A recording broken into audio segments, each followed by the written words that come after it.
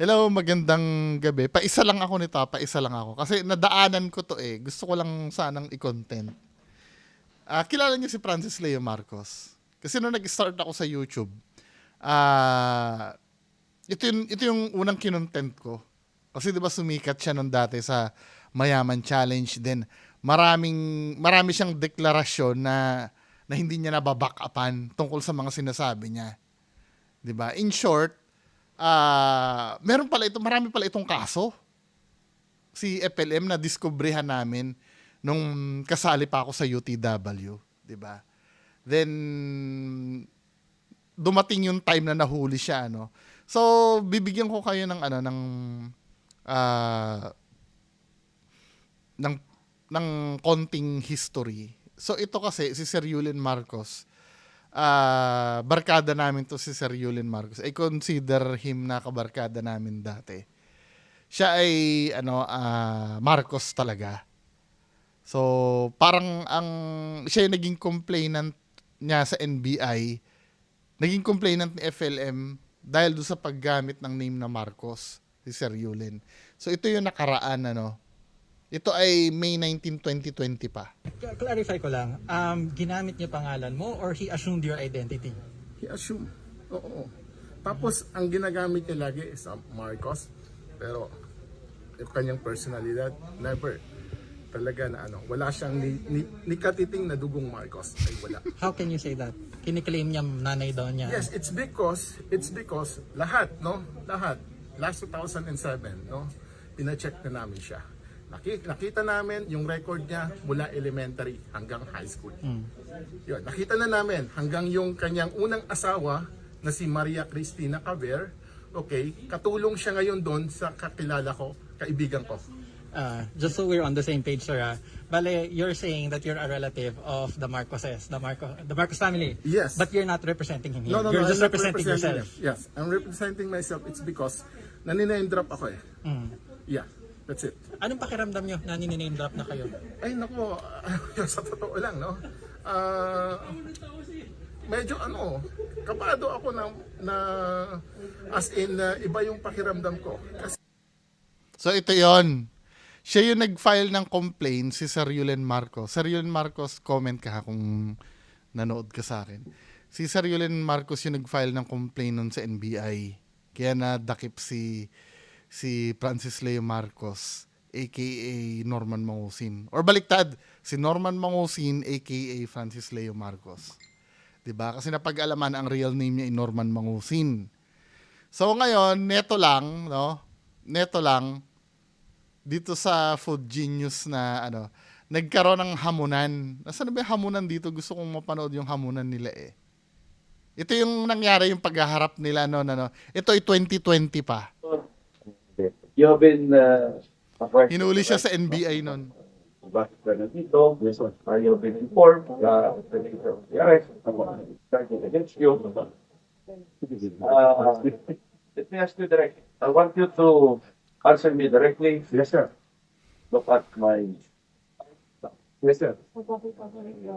I can help you. Sinaktan ka ba ng ente in the course of the arrest? Were you harmed? Hindi po, hindi po. Then you take off yours.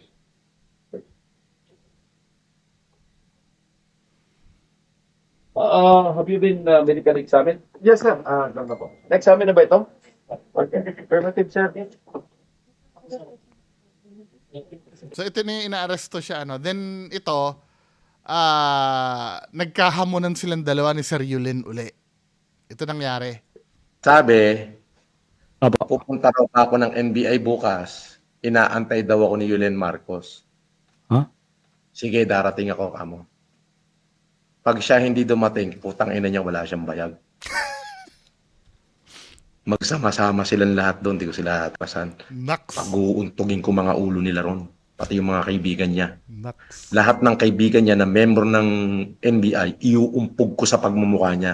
Sabihin mo sa kanya yan. Baka magtago siya. Importante, darating siya ron, ha?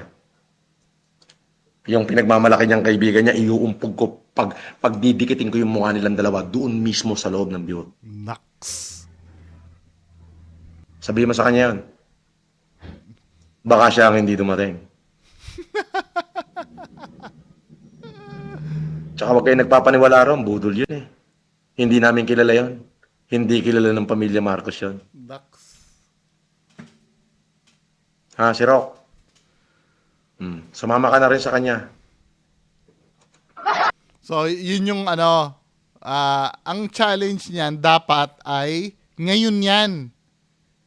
'Di ba? Magkikita dapat sila sa NBI ngayon. Silang dalawa ni Sir Yulen Marcos. Kasi nga, ina-accuse siya ni Sir Yulen na fake Marcos siya. Si Sir Yulen, totoong Marcos. Ano ba nangyari? 'Di ba? Kailangan daw magpakita, 'di ba? So ito, pumunta si Sir Yulen doon kanina. Ito yung nangyari. Oh, Mangusin. 30 minutes na nakalipas. Ha? Nandito ako, hinihintay pa rin kita. Hihintayin talaga kita hanggang lunch. Titirisin talaga kita, Lechika. Kulaong, nasa loob na ako ng NBI, ha? Oh, nandito ako sa office si Aldrin. Okay? May mag-a-advise naman sa akin pag nasa labas ka na eh. Marami akong tauhan dyan. Okay? Pupunta ka, ha? Punta ka. Titirisin kita. Hindi natuloy. Pero ano bang balita kay FLM? So ito naman yung sagot ni FLM, 'di ba? Asa na ba yung ano? Tinata history ito naman ngayon. Tarantadon to. Hindi mo mapangalanan, ano? Pangalanan mo! Ulitin natin, Kita doon sa division. ulitin natin. Katarantatuhan. May NBI ka pang nalaman. Dinamay mo bang pangalan ng NBI? Sa katarantaduhan. Wala, hindi siya nakapunta, no? Saan opisina ka doon nagpunta? Wala kang kilala ron. Di mo mapangalanan kung anong opisina, no? Pinangalanan nga, FLM pinangalanan nga, nasa na ba yun? Iulitin nga natin uli, yung opisina. Pinangalanan nga amin eh. Awa. Oh, Mangusin. 30 minutes na nakalipas. Ha? Nandito ako, hinihintay pa rin kita. Hihintayin talaga kita hanggang lunch.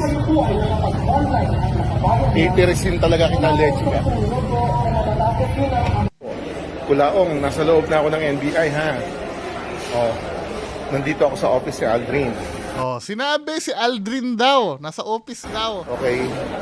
May Tsaka may mag-a-advise naman sa akin pag may mag-a-advise daw sa kanya pagka pumunta ka na doon. Kaya hindi ko tapos ang title pa ng video na sagot ni FLM, Yulen Marcos kumaripas ng takbo matapos tuspukin ni FLM. Wala, di ba men? Wala. Paano yung mga nito? Paano yung mga supporter nito? Pambihira naman. Ano ba yan? Puro ka katarantaduhan. May NBI ka pang nalaman. Dinamay mo bang pangalan ng NBI? Sa Dinamay pa daw yung pangalan. Pero that time na naghahamon ka, ito yung sinabi mo na naghahamon kami eh. Oh, ano nga? Sabi, pupunta raw ako ng NBI bukas. Inaantay daw ako ni Yulen Marcos.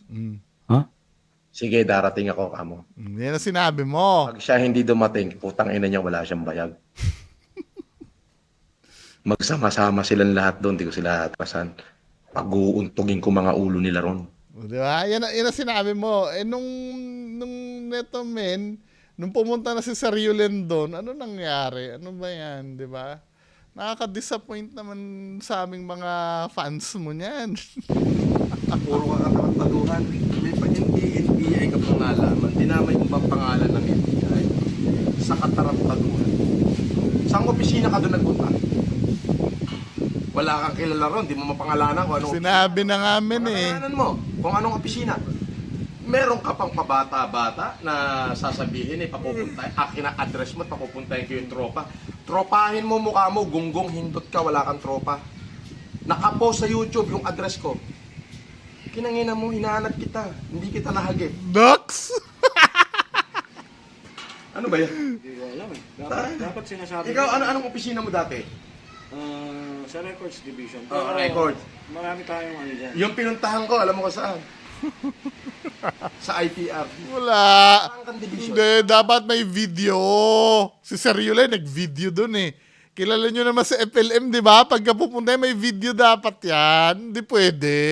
Sinabi mo lang yan eh. Pinangalanan na nga eh. Nandun na nga nag-video na nga sa NBI eh. Ano ba yan? Ano ba yan? Disappointed ako, men, di ba?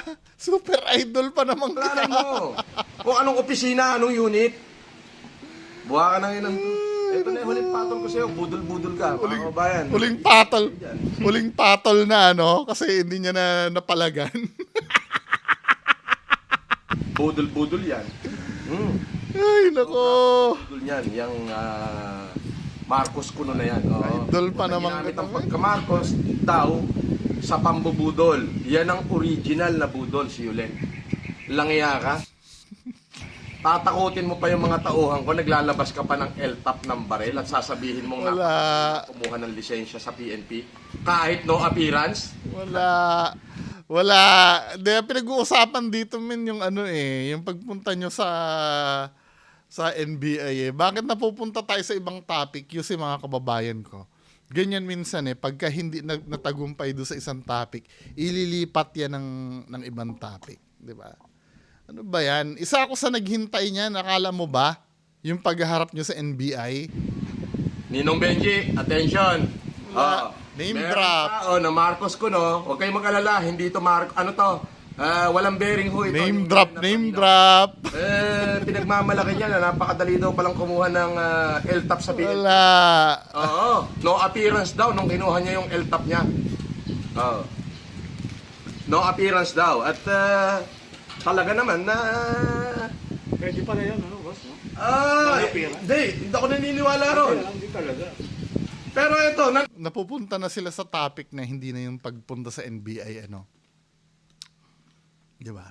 appearance daw at sinasabi niya na mukhang pera daw ang PNP. Ako po. Diyos Mareoso. Di ba ikaw walang iya mong hindot kang yuling ka? Sasabihin mong mukhang pera ang PNP? Sino doon? Magsabi ka nga kung sino yung nasuhulan mo na PNP. Pinipilit niya si Sir Yulay na magsabi. Tapos ito pa, yung sinabi, may gravity na yung sinabi ni Sir Yulay, ano? Pero yung sinabi niya na pag-uumpogin niya, di ba? PNP na mukhang pera, may kumakatok yata limang. Tingnan mo nga. Nax. Kasama sa script to eh. Feeling ko scripted to, yung kumakatok na yan. Sabihin mo pa na mukhang pera yung mga taga-PNP dahil kahit an appearance, makakakuha ka ng L-top.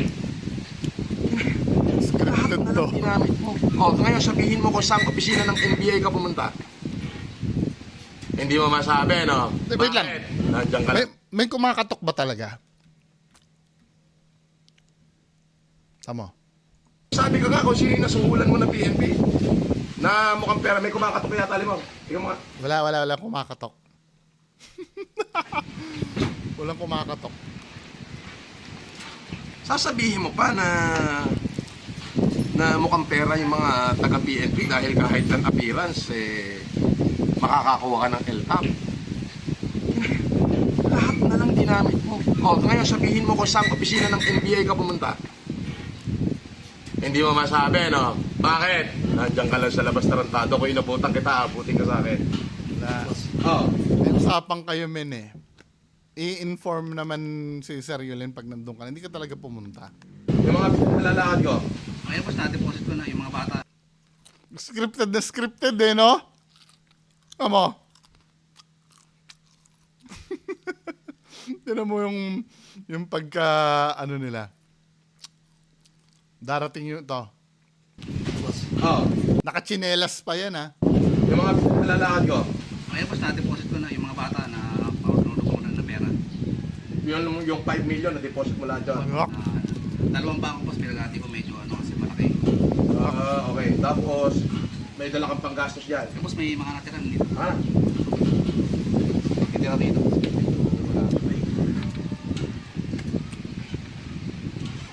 Si Lemoro. Ano nilagay? Ito.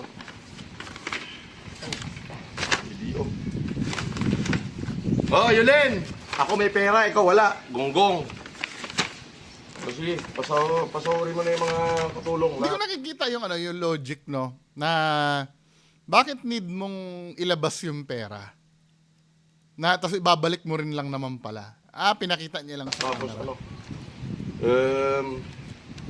Pag tira mo ako ng mga 300,000, panggastos ko mamayang gabi. Sige, boss. Sige na, nag-video ko eh.